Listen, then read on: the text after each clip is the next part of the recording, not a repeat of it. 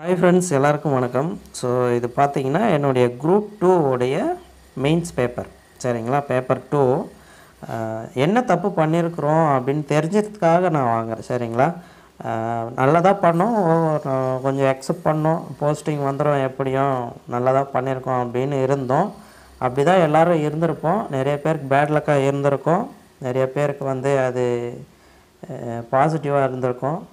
சரி, நம்ம 3 வருஷமாக படித்து நம்ம என்ன பண்ணியிருக்கோம், அடுத்த எக்ஸாமில் என்ன பண்ணக்கூடாது, அதெல்லாம் வந்து இந்த பேப்பர் பார்க்கும்போது நம்மளுக்கு ஒரு தெளிவு கிடைக்கும். ஒரு கொஷின் வந்து நம்ம ஆன்சர் ரைட்டிங் கண்டென்ட்டு எப்படி கொடுத்துருக்கோம், அந்த கண்டென்ட் இப்படி கொடுத்தா அதுக்கு எவ்வளோ மார்க் கொடுக்குறாங்க, ஸோ இந்த மாதிரி இந்த ஸ்ட்ரக்சரில் நம்ம மேப் போட்டு எழுதுனா எப்படி எவ்வளோ மார்க் கொடுக்குறாங்க, அதெல்லாம் வந்து நம்ம தெரிஞ்சுக்கணுன்னா அடுத்து ஃப்யூச்சரில் எக்ஸிக்யூட் பண்ணுறதுக்கு நல்லாயிருக்கும் அப்படின்ற காரணத்தினால நான் என்னுடைய பேப்பரை நான் வாங்கினேன்.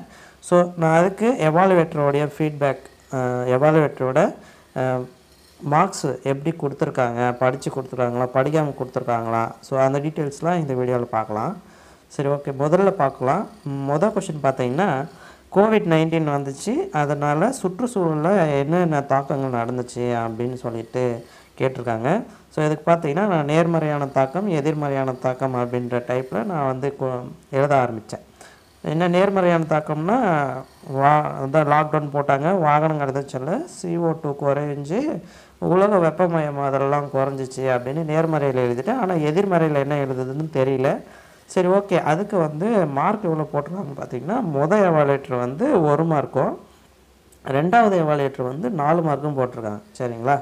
ஓகே, அடுத்த கொஷின் பார்த்தீங்கன்னா, டெஃபினேஷன் அருகி வரும் பாதிக்கப்படக்கூடிய அச்சுறுத்தக்கூடிய அப்படின்னா என்னன்னு கேட்டிருக்காங்க.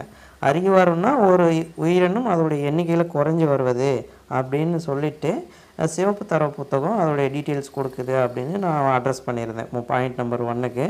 அதுக்கு வந்து பாதிக்கப்படக்கூடியவை, அதாவது என்டேஞ்சர்டு, வல்னரபிளா, ஓகே, வல்னரபிள் அப்படின்னா அழியும் நிலையில் இல்லை ஆனால் எளிதில் பாதிக்கக்கூடிய உயிரினங்கள் அப்படின்ற ஒரு டெஃபினிஷன் கொடுத்தேன். அச்சுறுத்தலுக்கு உட்பட்ட அப்படின்னாக்கா அது வந்து அதிகமாக வந்து வேட்டையாடுறது, இதெல்லாம் குறைந்து வரும் உயிரினம் அப்படின்னு சொல்லிட்டு ஒரு அச்சுறுத்தல் கூடிய உயிரினங்கள் அப்படின்ற ஒரு டெஃபினிஷன் மட்டும் நான் கொடுத்துருந்தேன். ஸோ இதுக்கு பார்த்தீங்கன்னா எனக்கு எவாலுவேட்டர் வந்து மொதல் எவாலுவேட்டர் வந்து 3 மார்க்கும், ரெண்டாவது எவாலுவேட்டர் வந்து 2 மார்க்கும் கொடுத்து வச்சுருந்தாங்க. சரி, அடுத்து வந்து மின்சாரத்துறை எதிர்கொள்ளும் சவால்கள் மற்றும் இடையூறு என்ன அப்படின்னு கேட்குறாங்க. ஸோ சவால்கள் அப்படின்னு சொல்லிட்டு நம்மளுக்கு வந்து என்னென்ன சவால்கள், எரிசக்தி அது குறைபாடுகள், அணுமின் நிலையங்களில் எரிபொருள் தட்டுப்பாடு இருக்குது, தவறான முறை மின்சாரத்தை பயன்படுத்துவது, ஸோ இதெல்லாம் வந்து மின்சாரத்துறை எதிர்கொள்ளும் சவால்கள் அப்படின்னு சொல்லிட்டு. இதில் பார்த்தீங்கன்னா நிலக்கரி குறைபாடு, அதனால் மின் விநியோகம் வந்து தாமதம், ஸோ இதெல்லாம் வந்து அதோடைய சவால்கள் அப்படின்னு போட்டேன். இடையூறுகள் அப்படின்னு பார்க்கும்போது புயல் வருது, மழைக்கால இடையூறுகள், பேரிடர், மின் கம்பம் பழுதுகள், சூறாவளி, இந்த மாதிரிலாம் இடையூறுகள்னு போட்டு டேஞ்செட்கோ வந்து 2010 உருவாச்சு அப்படின்னு போட்டு வச்சுருந்தேன். ஸோ இதுக்கு பார்த்திங்கன்னா எனக்கு மார்க் வந்து பார்த்திங்கன்னா ஒரு எவாலுவேட்டர் வந்து 2 மார்க்கும், ஒரு எவாலுவேட்டர் வந்து 3 மார்க்கும் கொடுத்துருந்தாங்க. சரிங்களா? அடுத்து இந்த கொஷின் பாருங்கள், எந்தெந்த கடற்பகுதியில் கடல் மட்ட உயரினால் பாதிக்கும் அப்படின்னு சொல்லிட்டு. இது பாருங்க, இந்தியா, நான் வந்து தமிழ்நாடுன்னு நினச்சிட்டேன். ஸோ தமிழ்நாடுன்றோடனே கடைசி டைமில் இந்த கொஷின் நான் வந்து ஆன்சர் பண்ணுறேன். லாஸ்ட் டைமில் வந்து தமிழ்நாடோடைய ஏரியாவை வந்து நான் எழுதி நிற்கிறேன், கடலூர், நாகப்பட்டினம், கன்னியாகுமரி, தூத்துக்குடி அப்படின்னு சொல்லிட்டு. சரி, ஓகே, இருந்தாலும் ஒரு எவாலுவேட்டர் வந்து எனக்கு 1 மார்க் கொடுத்துருக்காங்க, இன்னொரு எவாலுவேட்டர் வந்து எனக்கு 2 மார்க்கு கொடுத்துருக்காங்க. சரி, ஓகே, பரவாயில்ல.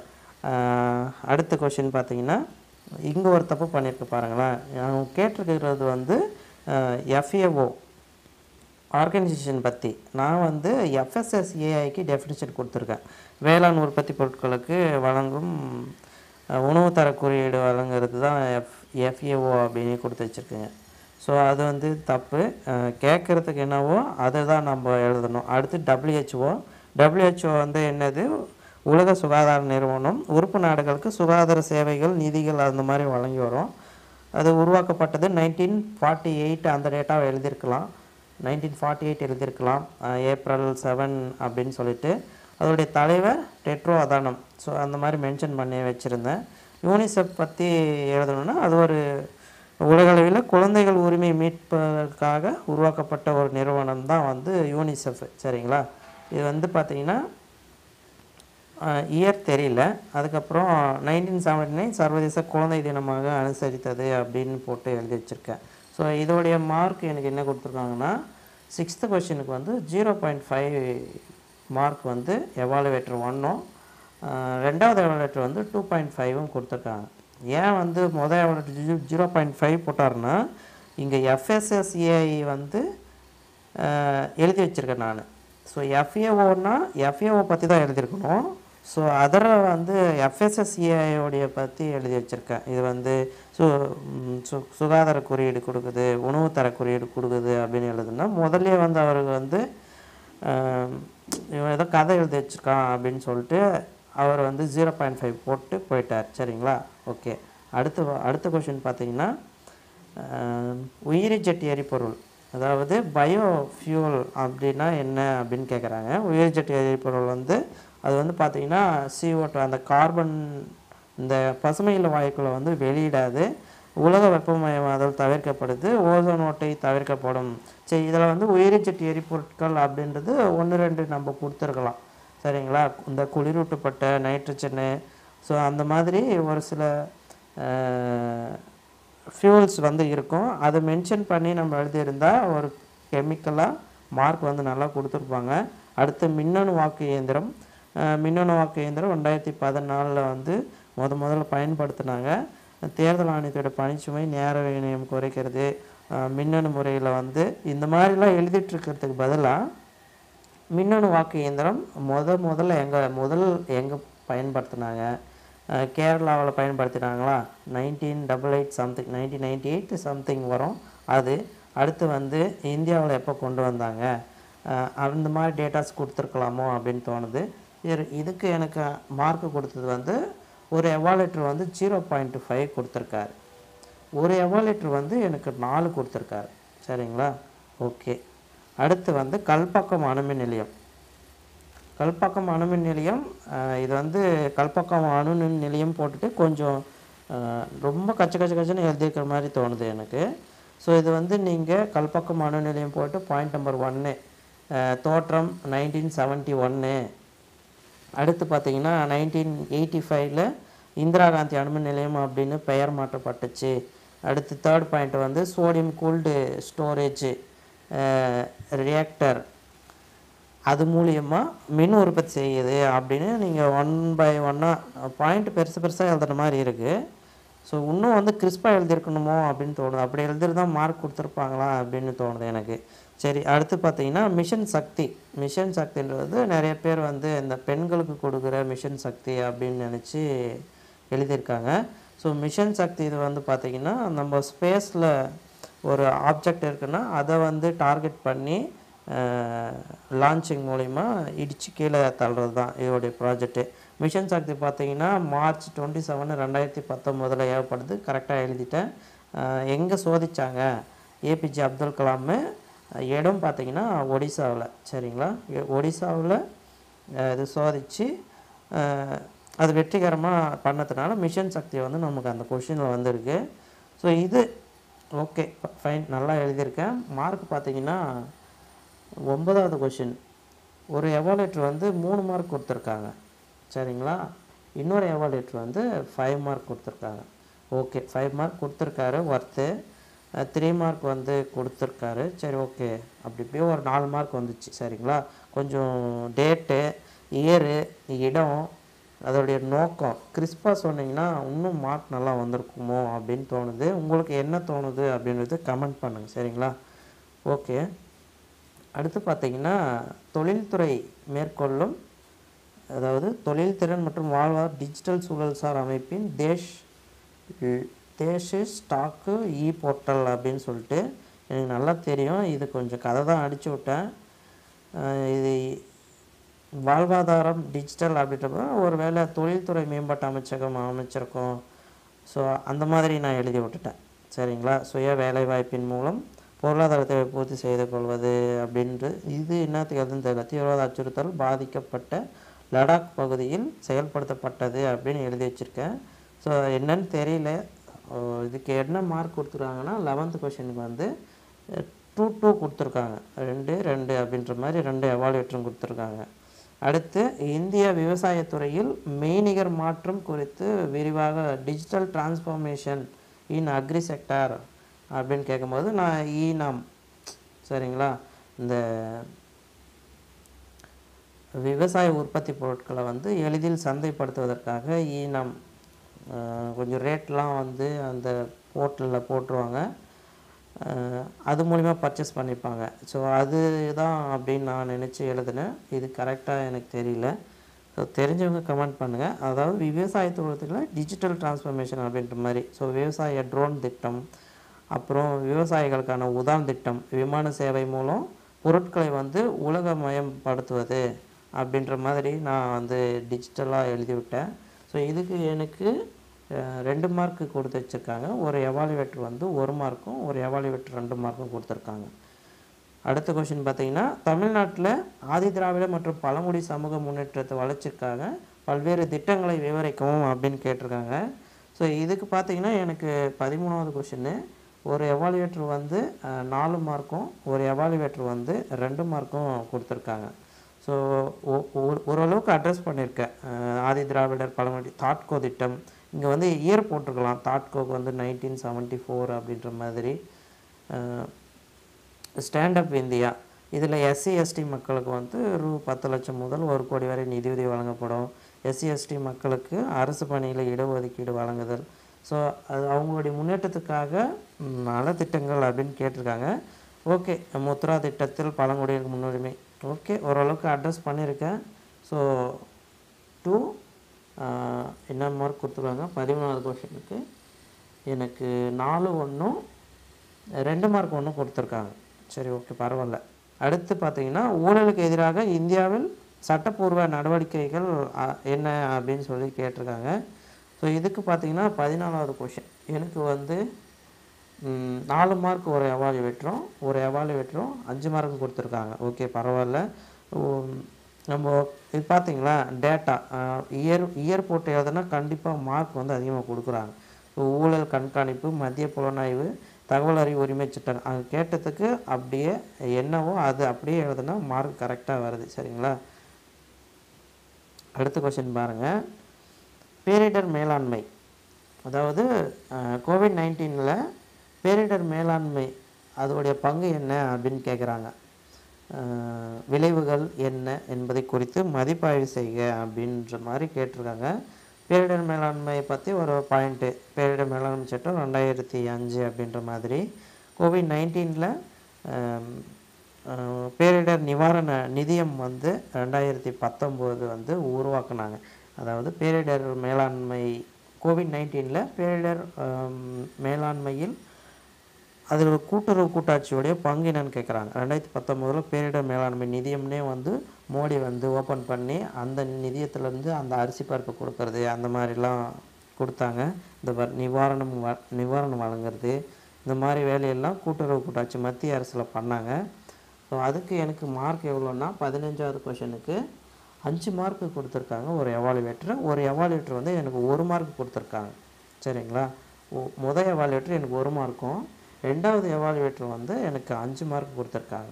சரி, ஓகே, அப்படி இப்படி 3 மார்க் வந்துச்சு. சிவில் சர்வீஸ் தினத்தை வந்து அட்ரஸ் பண்ண சொல்லியிருக்காங்க. ஸோ ஏப்ரல் 21 தான் சிவில் சர்வீஸ் டே. அது கீழே வந்து ஒரு சிவில் சர்வீஸ் தேர்வாணையத்துடைய ஆர்டிக்கல் போட்டு எழுதி வச்சுருந்தேன். ஸோ இந்த கொஷனுக்கு எனக்கு எவ்வளோ மார்க் கொடுத்துருக்காங்கன்னா 16வது கொஷின் எனக்கு 3 மார்க்கும், ஒருத்தர் வந்து எனக்கு 2 மார்க்கும் கொடுத்துருக்காங்க. சரிங்களா? ஓகே. அடுத்து 17வது குடும்ப வன்முறையின் சமூகவியல் கோட்பாட்டை விளக்கு அப்படின்ற மாதிரி கேட்டிருக்காங்க. என்ன எழுதுறதுன்னு தெரியல. குடும்ப வன்முறையினதும் நான் 2005 தடுப்பு சட்டத்தை போட்டுட்டு குடும்ப வன்முறையிலிருந்து பெண்களை பாதுகாக்குது, புகுந்த வீட்டில் உரிமையுடன் வாழ வழிவகை செய்கிறது, இதனால் சமூகத்தில் அமைதி நிகழ்கிறது அப்படின்ற மாதிரி ஒரு 4 பாயிண்ட் போட்டு வச்சுருந்தேன். ஸோ இதுக்கு எனக்கு கொடுத்த மார்க் பார்த்தீங்கன்னா 17வது கொஷனுக்கு 1 மார்க்கு, ஒரு எவாலுவேட்டர் வந்து 1 மார்க்கும், 2வது எவாலுவேட்டர் வந்து எனக்கு 3 மார்க்கும் கொடுத்து வச்சுருந்தேன். சரிங்களா? ஓகே, அடுத்து பார்த்தோம்னா இது வந்து கதை தான். நெட்வொர்க் சேவைகள் அப்படின்னா என்ன, பரிமாற்ற ஊடகம் அப்படின்னா என்ன, புரோட்டோக்கால் அப்படின்னா, புரோட்டோக்கால்னால் ஐபி அட்ரஸ் அப்படின்ற மாதிரி கணிப்பொறியின் அடையாள குறியீடு. ஸோ அதை வச்சு நான் ஒரு 1-2 பாயிண்ட் கொடுத்துருந்தேன். இதுக்கு என்ன கீனே தெரியல. ஸோ இதுக்கு எனக்கு மார்க் வந்து பார்த்தீங்கன்னா 0. செகண்ட் எவாலுவேட்டர் 0வும் மொதல் எவாலுவேட்டர் வந்து எனக்கு 3 மார்க்கும் கொடுத்துருக்காங்க. 3 + 0. சரிங்களா? ஓகே, அடுத்து காலை உணவு திட்டம். இதில் என்ன தப்பு பண்ணியிருக்கேன் பாருங்களேன். நான் டைரெக்டாக வந்து முதல்லையே வந்து தப்பாக போட்டேன். சரிங்களா? இது தப்பு. முதல்வர் தொடங்கினார் செப்டம்பர் 15 தொடங்கியிருப்பார். சரிங்களா? உங்களுக்கு தெரியலனா அந்த டேட்டாவை எழுத வேணாம். அப்போ எனக்கு டவுட் வந்தது. இருந்தாலும் நான் வந்து அதை அக்டோபர் தான் இருக்கும்னு எழுதிட்டு வந்துட்டேன். ஸோ அதை பார்த்த உடனே அவன் என்ன பண்ணுறாரு, எவாலுவேட்டர் வந்து எனக்கு மார்க்கு குறைக்க ஆரம்பிக்கிறார். இது பார்த்தீங்கன்னா 12 மார்க் கொஷின்னு. 12 மார்க்கில் எனக்கு எவ்வளோ கொடுத்துருக்காங்கன்னா 19வது கொஷின். 19வது கொஷினில் எனக்கு 5 மார்க் எவாலுவேட்டர் கொடுக்குறாரு. சரிங்களா? 12ல் 7 மார்க் போயிடுச்சு. ஃபஸ்ட்லேயே நம்ம வந்து அட்ரஸ் பண்ணிட்டோம், நம்ம வந்து ராங்காக. ஓகேங்களா? இந்த மாதிரி நமக்கு தெரியாத டேட்டாவை நம்ம எழுதக்கூடாது. கான்ட்ரவர்சியாக இருந்தால் அதை விட்டுறணும். மதுரை மாவட்டம், அதே போல் எனக்கு இடம் மறந்து போச்சு. சரிங்களா? ஆதிமூலம் அப்படின்ற ஆதிமூலம் பள்ளியோ ஆதிமூலம் ஊராட்சியோ மதுரையில் அந்த இடம் கூட மறந்துச்சு. அதனால் மதுரை மாவட்டம் மட்டும் எழுதிட்டு நோக்கம் இடைநிற்றல் குறைத்தல், பெற்றோர் பணிசுமை குறைத்தல் 2 பாயிண்ட் போட்டு நிதி எழுதிட்டு டைரெக்டாக அடுத்து செயல்பாடு. இந்த மாதிரியான டேட்டாஸ்லாம் நான் கொடுக்குறேன். இந்த மாதிரி நம்மளுக்கு ஒரு கொஷின் தெரியுதுன்னா அதையே வந்து லாஸ்ட் வரையும் இழுத்துன்னு போயிட்டோம். சரிங்களா? இழுத்துன்னு போயிட்டோம். அடுத்து 2வது கொஷின் பாருங்கள், பசுமை தமிழ்நாடு இயக்கம். பசுமை தமிழ்நாடு இயக்கத்தை வந்து முதல்வர் அவர்கள் பட்ஜெட் அறிவித்தார் அப்படின்னு எழுதுறதுக்கு நமக்கு டைம் இல்லை. 285 கோடி மரக்கன்றுகள் நடுறதுக்கான ஒரு திட்டம் தான். வனப்பரப்பை வந்து 23லேருந்து 33 மாற்றணும் அப்படின்ற நோக்கத்துக்காக. இன்னும் நம்மளுக்கு பாயிண்ட் தெரியும், ஆனால் நம்மளுக்கு எழுத முடியல. ஸோ அதனால் இப்போது ஒரு 12 மார்க் கேட்குறாங்கன்னா இங்கே வந்து நீங்கள் அங்கே மொத ஆக்கு முடிச்சுட்டுக்கணும் இது வரையும். 2வது ஆக்கு இங்கேருந்து இது வரையும். 3வது கொஷினுக்கு இங்கேருந்து இது வரையும் எழுதியிருக்கணும். சரிங்களா? நான் இங்கே 2 கொஷின் எழுதிட்டேன். அங்கே அவர் என்ன கணக்கு பண்ணியிருக்காரு, மொதல் கொஷினுக்கு வந்து 3 மார்க் கொடுப்போம், 2வது கொஷினுக்கு 2 மார்க் கொடுப்போம், 3வது கொஷினுக்கு 2 மார்க் கொடுப்போம் அப்படின்ற மாதிரி நம்மளே வந்து எவாலுவேட்டர் வந்து மார்க் போடுறதுக்கு குறைச்சிட்டோம். எல்லாத்துக்கும் ஈக்குவலாக பாயிண்ட் எழுதணும். சரிங்களா?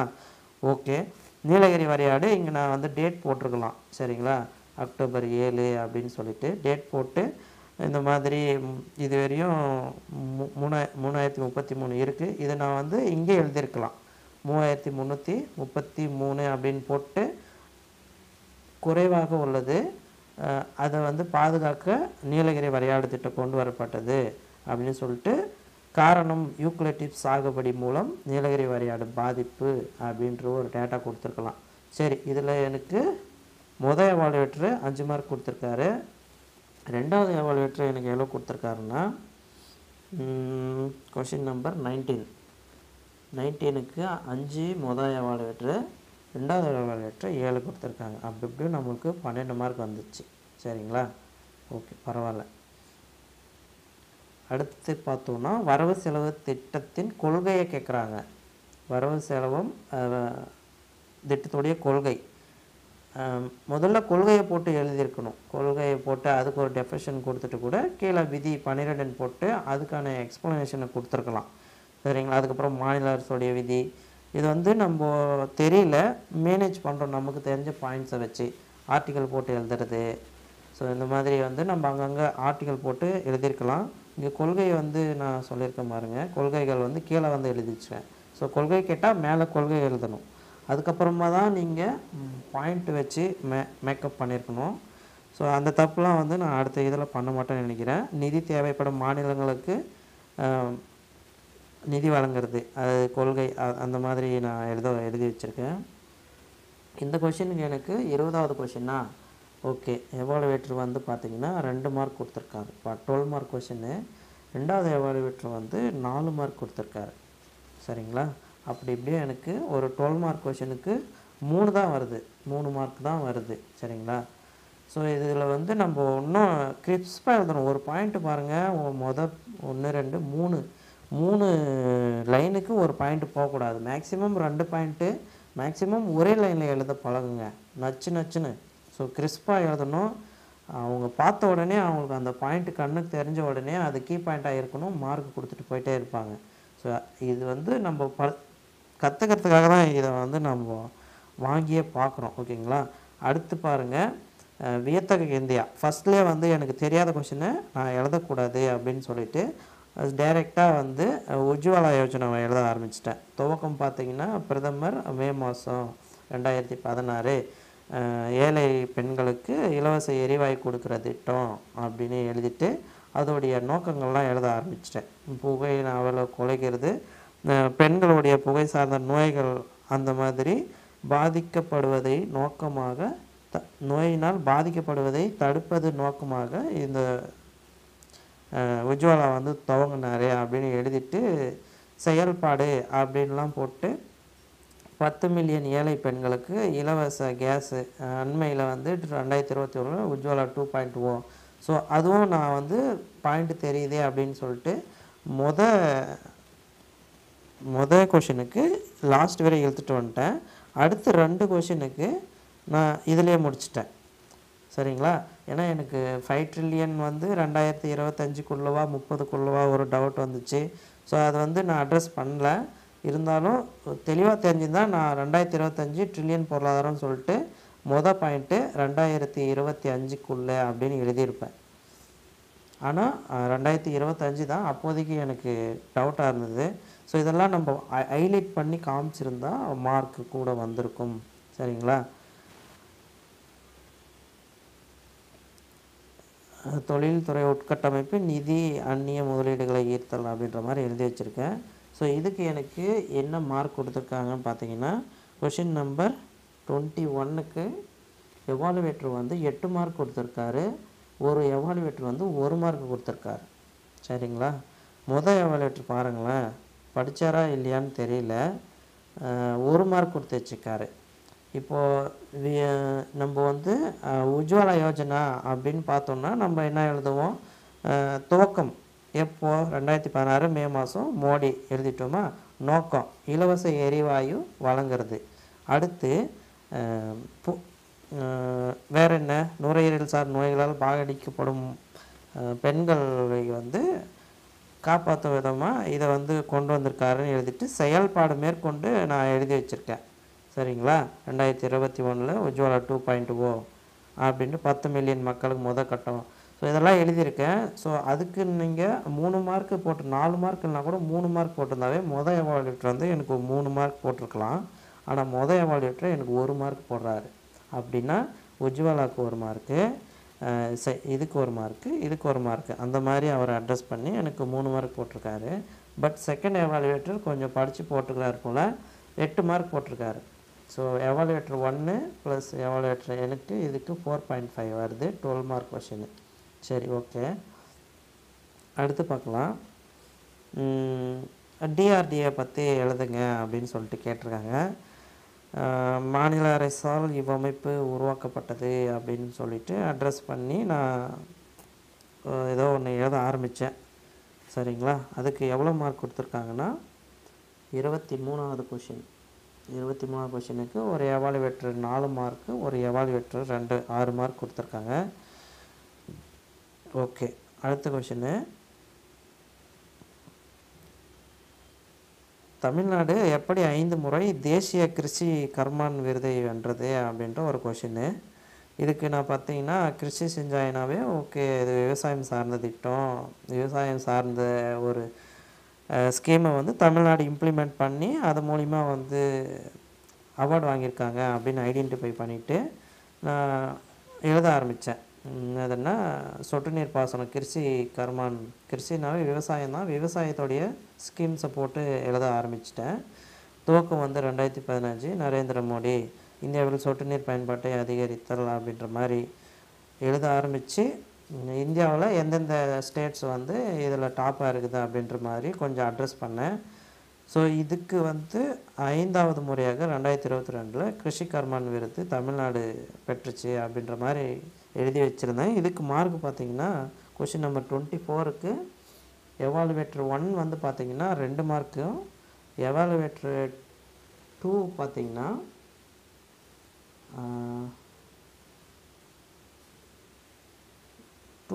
0 கொடுத்துருக்காரு. ஓகே, ஏதோ ஒன்று எழுதணும் வந்திருக்கு. சரிங்களா? ஓகே. அடுத்து இந்தியாவில் குழந்தை நலன்புரி நடவடிக்கைகளை ஆய்வு செய்க அப்படின்னு கேட்டிருக்காங்க. Child welfare activities. ஸோ குழந்தைகள் மேம்பாட்டு திட்டம் நான் இதை போட்டு எழுதினேன். ஐசிடிஎஸ் பற்றி அக்டோபர் 2 நோக்கம் வந்து பாலூட்டும் தாய்மார்கள் ஊட்டச்சத்து மேம்படுத்துவது. ஸோ இந்த மாதிரி தான் நான் வந்து அப்ரோச் பண்ணியிருந்தேன். ஸோ பயனாளிகள் அந்த மாதிரி போட்டு வளரும் பெண்கள் சேவை, தடுப்பூசி, ஊட்டச்சத்து, சுகாதார கல்வி வழங்குதல். அடுத்து 2வது அமைப்பு பார்த்திங்கன்னா என்சிபிசிஆர் பற்றி எழுதி வச்சுருந்தேன். குழந்தைகள் மீதான மனித உரிமை மீறல்களை தடுப்பது அது எழுதிட்டு அதோடைய தலைவர் யாரோ அதை அட்ரஸ் பண்ணி வச்சுருந்தேன். பிற நடவடிக்கைகள் அப்படின்னு சொல்லிட்டு பிரதம அமைப்புகள், சைல்டு இந்த என்ஜிஓ 1098 இதெல்லாம் இந்தியாவில் குழந்தைகள் வெல்ஃபேர் ஆக்டிவிட்டீஸ் அப்படின்னு சொல்லிட்டு எழுதி வச்சுருந்தேன். இதுக்கு பார்த்தீங்கன்னா எனக்கு 25வது கொஷினா எனக்கு எவாலுவேட்டர் 1 பார்த்தீங்கன்னா 3 மார்க்கும், எவாலுவேட்டர் 2 பார்த்தீங்கன்னா 9 மார்க்கும் கொடுத்துருக்காங்க. ஸோ டோட்டலாக 11/2 5.6 மார்க் வந்துச்சு. ஓகே, பரவாயில்ல. 12 மார்க்குக்கு ஒரு 6 மார்க்கு கிடச்சிருக்கு. இது வந்து நம்ம வேறு எப்படி எழுதுனா கொஞ்சம் நம்ம பாக்ஸ் பண்ணியிருக்கலாம். பாயிண்ட்ஸ் வந்து பார்த்திங்கன்னா என்சிபிசிஆர் அதை வந்து நம்ம பாக்ஸில் போட்டு கீழே வந்து வருஷம் எழுதி வச்சுருக்கலாம். ஸோ இதெல்லாம் வந்து பாக்ஸ்லேயே போட்டு இல்லைன்னா ஒன் சென்டரில் வந்து பிற நடவடிக்கைகள் போட்டு இது ஒரு சார்ட்டை கூட போட்டுக்கலாம். மாநில குழந்தை பாதுகாப்பு ஆணையம் ஒரு பாயிண்ட்டு, கீழே ஒரு பாயிண்ட்டு என்ஜிஓ பிரதம, அதுக்கப்புறம் child right and you, child rights and you அந்த என்ஜிஓ. ஸோ ஓகே, பார்த்துக்கோங்க. தமிழ்நாட்டில் தொழிற்சாலைகள் குறித்து குறிப்பு வரைக அப்படின்ற ஒரு கொஷின்னு. சரிங்களா? தொழில் வளச்சாலைகள் இண்டஸ்ட்ரியல் காரிடாருங்க. இதுக்கு பார்த்தீங்கன்னா எவாலுவேட்டர் வந்து எனக்கு 26th கொஷின்னு 9 மார்க்கு 1ம் 7 மார்க்கும் கொடுத்துருக்காங்க. சரிங்களா? இந்த சென்னை டு கன்னியாகுமரி, சென்னை டு பெங்களூர் இதான் அந்த இண்டஸ்ட்ரியல் காரிடார்ஸு. ஸோ அதை பற்றி கேட்டு வச்சுருக்காங்க. ஸோ எனக்கு தெரிஞ்ச பாயிண்ட் வச்சு நான் அட்ரஸ் பண்ணிவிட்டேன். ஓகே, பரவாயில்ல. ஒரு எவாலுவேட்டர் 9 மார்க் கொடுத்துருக்காரு. ஓகே. விட்டமின் பி காம்ப்ளெக்ஸ் பற்றி விவரி அப்படின்னு சொல்லிட்டு கொஷின் கேட்டு வச்சுருந்தாங்க. ஸோ இதுக்கு பார்த்தீங்கன்னா விட்டமின் பி இது ப்ரெசன்டேஷன் ஓகேவா எனக்கு தெரியல. சரி, நான் கட்டி அப்படியே முடிச்சு விட்டுட்டேன். விட்டமின் பி கூட்டு தொகுதிகள் B1, B2, B3, B6, B12 அதை பற்றி நான் எழுதிட்டு B1 என்ன, தயமின் அதோடைய வேதியியல் பெயர், குறைவால் பெரி நோய் ஏற்படும் மூலம் பார்த்திங்கன்னா சிறுதானியம். அதுதான் அவங்க கேட்டு வச்சுருக்காங்கன்னு நினைக்கிறேன். என்ன கேட்டு வச்சுருக்காங்கன்னா அதன் பல்வேறு உயிரியல் பணிகளை விளக்கு அப்படின்னு கேட்டு வச்சுருக்காங்க.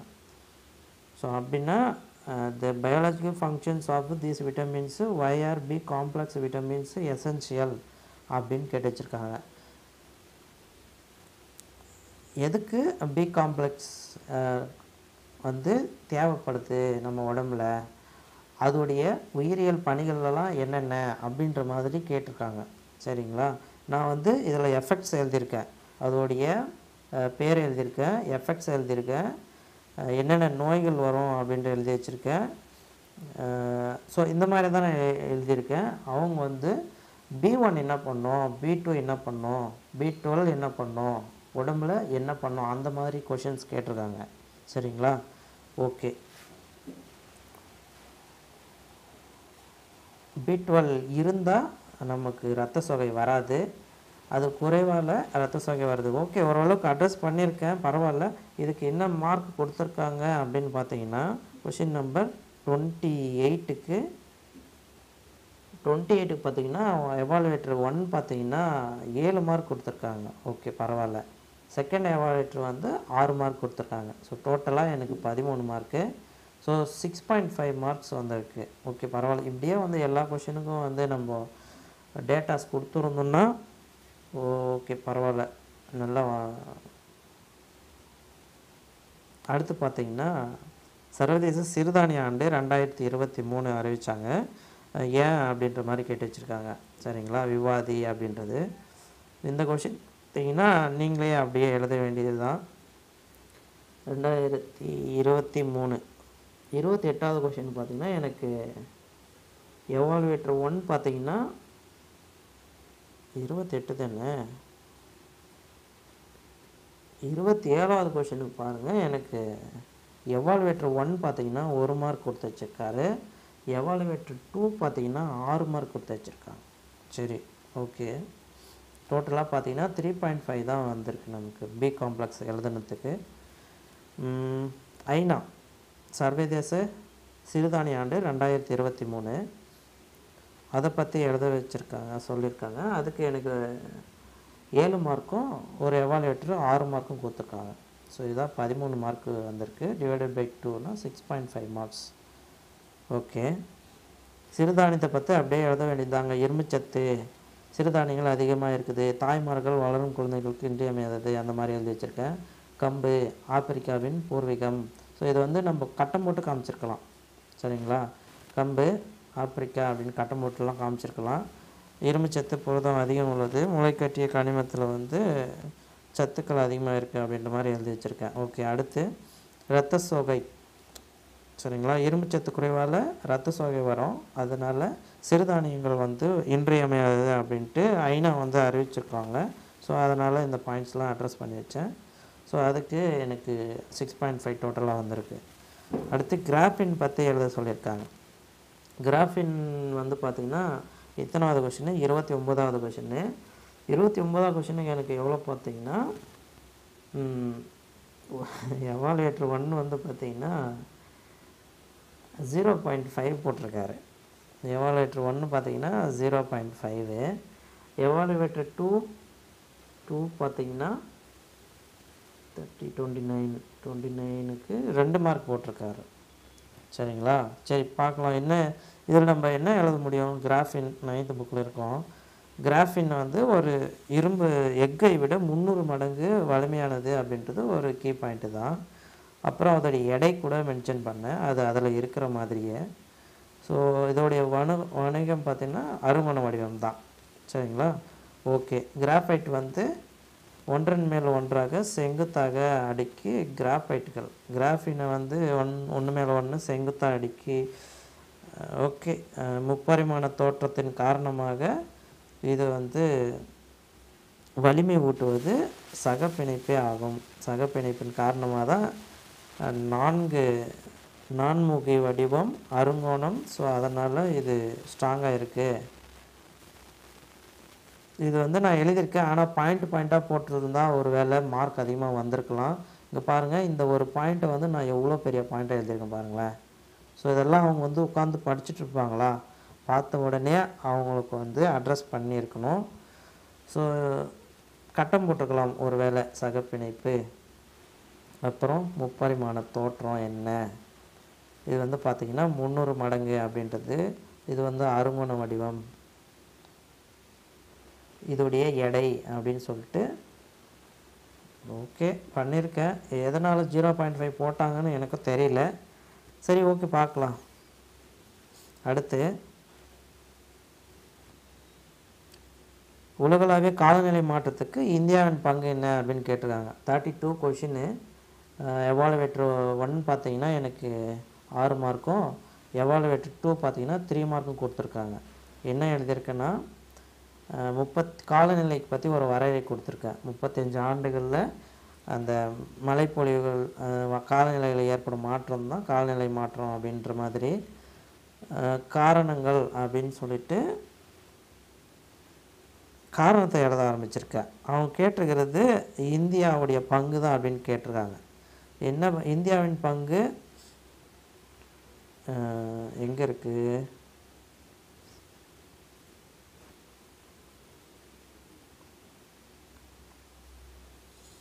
இந்தியாவுடைய பங்கு இது எதுவுமே எழுதலை நான். மாற்றத்திற்கான காரணம்னு எழுதி வச்சுருக்கேன். ஸோ அதனால் எனக்கு மார்க் பார்த்திங்கன்னா 3 மார்க் போட்டு வச்சுருக்காங்க. இந்தியாவுடைய பங்கு என்னென்னா, அந்த COP 26 மாநாட்டில் வந்து கிளாஸ்கோவில் போயிட்டு மோடிஜி வந்து இந்த மாதிரி 5000 5000 ஜிகாவாட்ஸு இது மூலிமா நாங்கள் தயாரிக்கிறோம், 2070க்குள்ளே நாங்கள் CO2 உமிழ்வை வந்து தடுக்கிறோம், அந்த மாதிரியெல்லாம் சொல்லி வச்சுருப்பார். ஸோ அதெல்லாம் போட்டிருக்கலாம். காரணம் அதை தான் எழுதி வச்சுருக்கேன் நான். சரி, ஓகே. இந்த மாதிரி அவங்க கேட்குறதுக்கு என்னவோ அதை தான் நம்ம எழுதியிருக்கணும். ஸோ இங்கே வந்து நம்ம தப்பு பண்ணி வச்சுருக்கோம். சரிங்களா? இந்தியாவுடைய பங்கு என்னென்னு கேட்குறாங்க. ஸோ EVM அந்த என்னது ஃபேம் இந்தியா அதெல்லாம் எழுதியிருக்கலாம். அதுக்கப்புறம் COP 26 வந்து இந்தியா வந்து கலந்துக்குச்சு. அதில் வந்து பார்த்திங்கன்னா பஞ்சசீல கொள்கை, அதாவது பஞ்சாமிர்த கொள்கையை வந்து மோடி அவர்கள் வந்து வெளியிட்டார். இந்த மாதிரி CO2 வெளியிடத்தை வந்து குறைக்கிறதுக்காக பஞ்சாமிர்த கொள்கை வெளியிட்டார். 2070க்குள்ளே இதெல்லாம் பண்ணுறோம் அப்படின்னு அட்ரஸ் பண்ணியிருந்தால் ஒரு வேளை நல்ல மார்க் கிடச்சிருக்கும். சரிங்களா? காலநிலை மாற்றம்னதுமே அது ரிலேட்டடாக கதை எழுத ஆரம்பிச்சிட்டோம். சரிங்களா? இதனால் CO2 CFC இதெல்லாம் நம்ம எழுதி வச்சுருக்கோம். சரிங்களா? சரி, ஓகே. அடுத்தது 15 மார்க்லாம் வந்து கொஞ்சம் எல்லாம் அனலைஸ் பண்ணி எழுதுகிற மாதிரி இருந்தது. அதனால தான் எல்லோரும் கதை எழுதி வச்சுருப்பாங்க. பருவநிலை மாற்றத்தினால் ஏற்படும் சவால்கள் கையாளுவதற்காக இந்திய அரசினால் மேற்கொள்ளப்பட்டு வரும் திட்டங்கள் குறித்து குறிப்பு வரைக அப்படின்னு கேட்டு வச்சுக்காங்க. ஸோ அதுவும் ஒரே மாதிரி தான். சரிங்களா? இதில் நம்ம அந்த ஃபேம் இந்தியா இங்கே பாருங்களேன், சூரிய சக்தி பூங்கா, இதுவும் CO2 வெளியிடத்தை வந்து குறைக்கிறதுக்காக பண்ணது தான். COP 26 மாநாடு, ஓகே, இங்கே ஓரளவுக்கு நான் அட்ரஸ் பண்ணியிருக்கேன். COP 26 மாநாட்டில் இந்தியா வந்து 2021 வந்து பிரதமர் கலந்து கொண்டார். பிரிட்டனில் இந்த மாநாடு நடைபெற்றுச்சு. ஸோ இந்த மாதிரி டேட்டாஸ்லாம் கொடுத்துட்டு பஞ்சாமிர்த கொள்கையெல்லாம் அறிவித்தார் அப்படின்னு சொல்லிட்டு 2030 ஆண்டுக்குள்ளே 500 ஜிகாவாட்ஸ் உற்பத்தி பண்ணுறோம், 2045க்குள்ளே 45% CO2 வெளியிடத்தை குறைக்கிறோம் அப்படின்ற மாதிரிலாம் அவர் அந்த இதில் சொல்லியிருப்பார். ஓகே, சர்வதேச சூரிய சக்தி கூட்டமைப்பில் இந்தியாவும் ஒரு நாடாக இருக்குது. அப்புறம் தேசிய காற்றாலை பூங்கா, இந்த மாதிரிலாம் வந்து காலநிலை மாற்றம் CO2 வெளியிடத்தை குறைக்கிறதுக்காக இந்தியா மேற்கொள்கிற முயற்சிகள் அப்படின்னு சொல்லிட்டு ஒரு சில பாயிண்ட் ஓகே பரவாயில்ல ஓரளவுக்கு எழுதியிருக்கோம். இதுக்கு மார்க் எவ்வளோ கொடுத்துருக்காங்கன்னா கொஷின் நம்பர் 33 எவாலுவேட்டர் 1 பார்த்திங்கன்னா 5 மார்க்கு. இது வந்து 15 மார்க் கொஷின்னு. எவாலுவேட்டர் 1 5 மார்க்கும், எவாலுவேட்டர் 2 வந்து 8 மார்க்கும் கொடுத்துருக்காரு. ஸோ டோட்டலாக 15 மார்க்கு 6.5 வருது. சரிங்களா? ஓகே.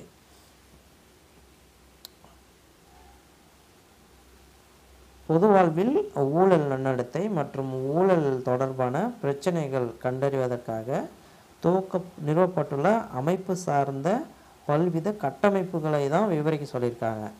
என்ன பண்ணியிருக்கேன், நான் ஊழலுக்கு டெஃபினேஷன் எழுதியிருக்கேன். சரிங்களா? ஊழல் என்பது அரசியல் அதிகாரத்தை வந்து சுயலாபத்திற்காக பயன்படுத்துது ஊழல் அப்படின்னு சொல்லிட்டு அவன் வந்து அது காரணமே கேட்கல. நான் வந்து ஆனால் காரணம் எழுதி வச்சுருக்கேன். இப்போ நீங்கள் அந்த அமைப்பை தான் கேட்டு வச்சுருக்காங்க. இது பார்த்திங்கன்னா அமைப்பு சார்ந்த பல்வித கட்டமைப்பை வந்து விவரிக்கணும் தான் கேட்டு வச்சுருக்காங்க. என்ன எழுதியிருக்கணும், லோக்பால் வருது, லோகாயுக்தா வருது, அதெல்லாம் வந்து நான் லாஸ்ட்டில் போய்ட்டு லோக்பால், லோகாயுக்தா, பிற தகவல் அமைப்புகள், RTI, ஸோ இதெல்லாம் நான் வந்து எழுதி வச்சுருக்கேன். எழுதியிருந்தால் என்ன எழுதி வச்சுருக்கேன்னா சந்தானம் கமிட்டி ஊழல் கம்மி பண்ணுறதுக்காக ஒன்று CBI அமிச்சாங்க 63ல், இது ஒரு பாயிண்ட்டு. அடுத்து CBI பற்றி ஒரு 2 பாயிண்ட்டு. அடுத்து CVC பற்றி சென்ட்ரல் விஜிலன்ஸ் கமிஷனு. அடுத்து இது என்னது மத்திய தகவல் ஆணையம், மாநில தகவல் ஆணையங்கள், லோக்பால், லோக்காயுக்தா இந்த மாதிரி ஒரு 6 7 அமைப்பை போட்டு நீங்கள் எழுதி அதுக்கப்புறமா வந்து ஊழல் தடுப்பு சட்டங்கள், ஸோ இந்த மாதிரி டேட்டாஸ்லாம் நீங்கள் கொடுத்துருந்தீங்கன்னா உங்கள் பேப்பர் கொஞ்சம் நல்லா இருந்திருக்கும்.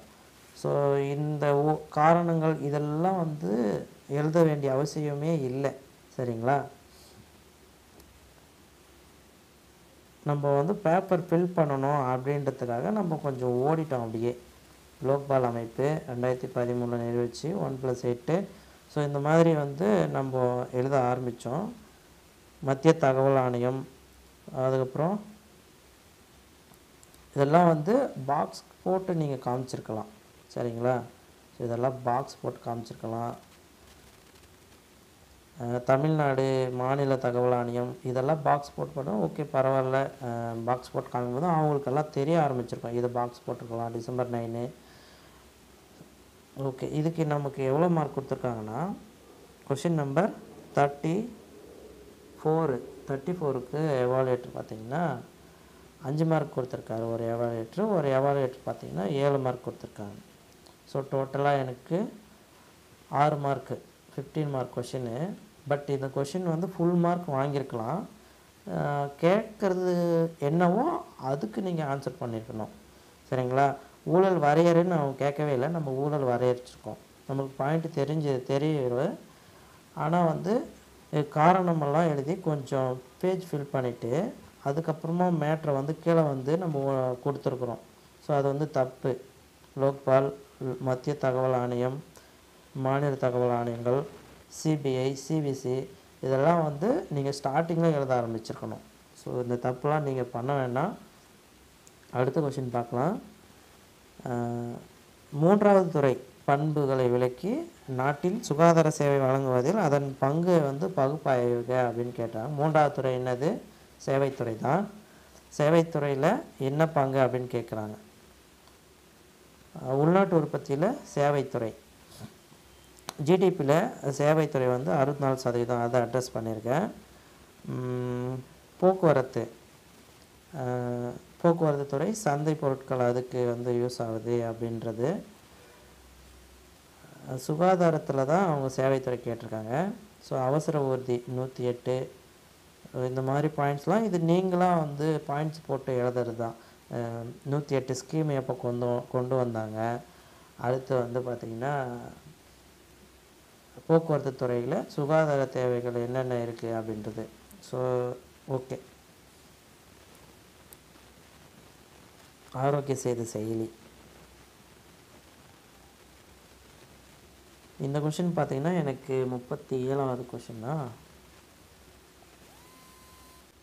37வது கொஷினுக்கு எனக்கு 36வது கொஷின் 3 மார்க். எவாலுவேட்டர் 1 வந்து 3 மார்க்கும், எவாலுவேட்டர் 2 வந்து 4 மார்க் கொடுத்துருக்காங்க. ஸோ டோட்டலாக 3.5 தான் வந்திருக்கு. அடுத்த கொஷின், இந்தியாவில் பல்வேறு தொழில்துறையில் ஏற்படும் பிரச்சனைகளை விவரிக்க அப்படின்ற போது எனக்கு 2 பேருமே வந்து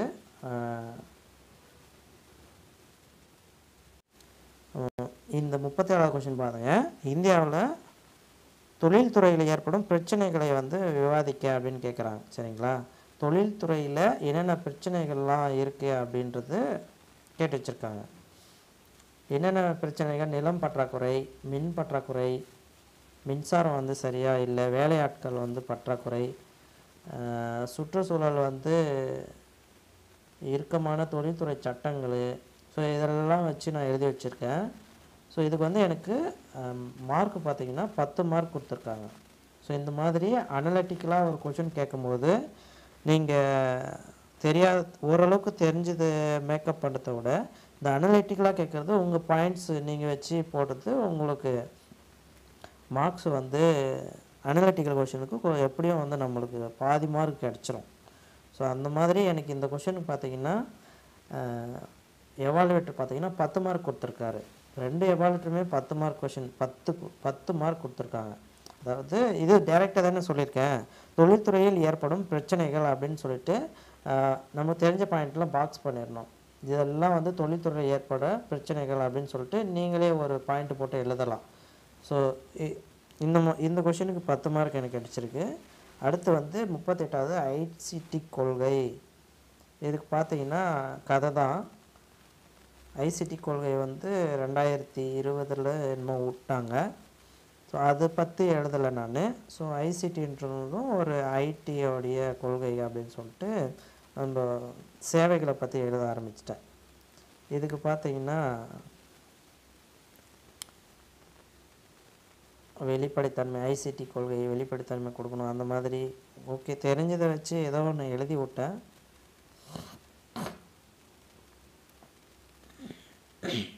ஸோ இதுக்கு பார்த்தீங்கன்னா எனக்கு மார்க் எவ்வளோ கொடுத்துருக்காங்கன்னா, எவாலுவேட்டர் பார்த்தீங்கன்னா 10 மார்க் கொடுத்துருக்காரு ஒருத்தர் பார்த்தீங்கன்னா 3 மார்க் கொடுத்துருக்காரு. சரிங்களா? சரி, ஓகே. டோட்டல் பார்த்தீங்கன்னா எவாலுவேஷன் 1 எவாலுவேஷன் 2 பார்த்தீங்கன்னா எனக்கு 118 ஒருத்தர் வந்து 116 கொடுத்துருக்காங்க. ஸோ டோட்டல் பண்ணால் எனக்கு 117. சரிங்களா? 117. ஸோ இந்த அட்டம்ப்டில் வந்து நான் கற்றுக்கிறேன். அடுத்த அட்டம்ப்டில் கொஞ்சம் நல்லா பண்ணி போஸ்டிங் போகிறதுக்கு இது வந்து நம்ம எப்படி என்ன தப்பு பண்ணியிருக்கோம், என்ன பண்ண அடுத்த எக்ஸாமில் வந்து நம்ம மார்க்கு எடுக்க முடியும் அப்படின்ற ஒரு புரிதலுக்காக தான். இதில் பார்த்தீங்கன்னா நம்ம எந்தெந்த டேட்டா வந்து இயரு டேட்டு, ஒரு ஸ்கீம்னால் அதோடய இயரு டேட்டு, அதோடைய நோக்கம், நச்சுன்னு எதெல்லாம் பாயிண்ட்டு கொடுத்துருக்கீங்களோ அதுக்கு உங்களுக்கு மார்க்கு கரெக்டாக வந்திருக்கு. ஒரு சில கொஷின் வந்து அதுக்கான ஆன்சரை வந்து நீங்கள் கீழே வந்து கொடுக்கும்போது வந்து ஒரு 2-3 டாபிக் வந்து நீங்கள் இர்ரிலவெண்ட்டாக கொடுத்தீங்கன்னா அது வந்து கொஞ்சம் மார்க் கம்மியாகிடுது. அதுக்கடுத்து பார்த்தீங்கன்னா பாயிண்ட்ஸ் வந்து நீங்கள் ஒரு ஸ்ட்ரக்சரெல்லாம் எழுத ஆரம்பிக்கணும். சரிங்களா? சப்டாபிக் போடுறீங்கன்னா சப்டாபிக்லேருந்து சென்ட்ரலேருந்து 1, 2, 3 அப்படின்னு சொல்லிட்டு ஒரு பாயிண்ட்டோடைய லென்த்து பார்த்தீங்கன்னா 2 லைனுக்கு மேலே இருக்கக்கூடாது. அதே போல் முடிஞ்ச வரையும் ஒரு பாயிண்ட்டை ஒரு லைன் எழுத பாருங்கள். அந்த கீ பாயிண்ட்டை மட்டும் அங்கே வந்து போட்டு விடுங்க. தெரியாத கொஷினை வந்து நீங்கள் ஒரு டயக்ராம் போடுறது இல்லை ஃப்ளோ சார்ட் போடுறது பார்த்திங்கன்னா இந்த இன்னும் வந்து அப்கமிங்கில் செய்யக்கூடாது அப்படின்னு தான் நான் சொல்கிறேன். எனக்கு தெரிஞ்சதை சொல்கிறேன். உங்களுக்கு தெரிஞ்ச கமெண்ட்ஸும் நீங்கள் சொல்லுங்கள். என்ன பண்ணியிருந்தால் நம்ம இன்னும் நல்லா பண்ணியிருக்கலாம், என் பேப்பரில் என்ன வேறு என்ன கம்பெனி இருக்குது அப்படின்னு சொல்லுங்கள். சரி, இந்த கொஷினில் பார்த்தீங்கன்னா நான் பண்ண தப்பு, கொஷினை வந்து தப்பாக படிச்சுது. சரிங்களா? ஸோ பார்த்தீங்கன்னா இங்கே பாருங்கள், இந்தியா இருக்குது, நான் தமிழ்நாடுக்கு எழுதி வச்சுருக்கேன். ஸோ இந்த மாதிரி தப்பு பண்ணாதீங்க. கொஷின் நல்லா பார்த்து பண்ணுங்கள். நீங்கள் கேட்டிருக்கிற என்னவோ அதுக்கு நீங்கள் எழுதியிருக்கணும். இங்கே எஃப்ஏஓக்கு பதில் நான் எஃப்எஸ்எஸ்ஏஐ எழுதி வச்சுருக்கேன். ஸோ இந்த மாதிரி தவறு பண்ண வேண்டாம். ஸோ இதுக்கு வந்து நீங்கள் இயர் போட்டிருக்கலாம். ஸோ 1948 இந்த மாதிரி இதெல்லாம் பண்ணியிருக்கலாம். அடுத்து பார்த்திங்கன்னா இது வந்து நம்ம இந்த மாதிரி கச்சன்னு எழுதாமல் ஸோ 1 to 3 பாயிண்ட் போட்டு கல்பா கண்ம நிலையம் பாயிண்ட் நம்பர் 1, 2, 3. அடுத்து சோதனை மிஷன் சக்தியா, ஓகே 1, 2, 3 இது ஓகே. இந்த மாதிரி எழுத பாருங்க. அதுக்கடுத்து பார்த்தீங்கன்னா இந்த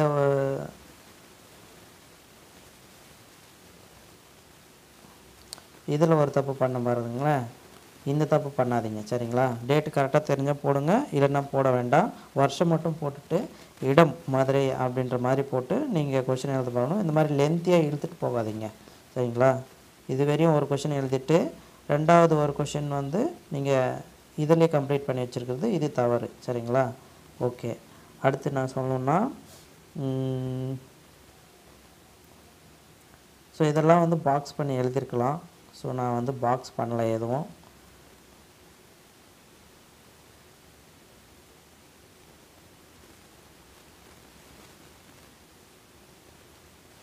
இது கூட நம்ம பாக்ஸ் பண்ணி எழுதியிருக்கலாம். ஓகே, இது கிறிஸ்பாக தான் எழுதியிருக்கேன். முடிஞ்ச வரையும் கிறிஸ்ப் இந்த மாதிரி எழுத பழகுங்க. ஓகேங்களா? ஓகே.